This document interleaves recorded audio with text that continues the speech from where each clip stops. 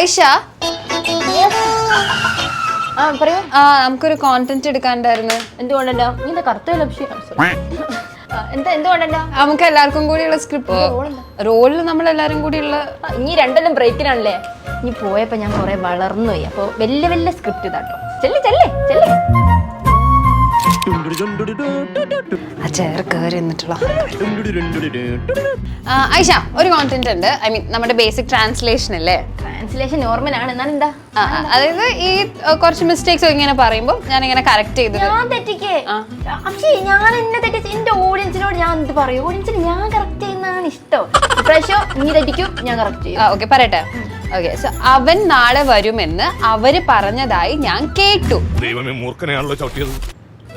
ഇപ്രാവശ്യം കൂടിയോ നീ കറക്റ്റ് ചെയ്യും. അടുത്തല്ലേ ഞാൻ ഞാൻ വിളിക്കാം. മാം ഒന്ന് വന്നാൽ മതി.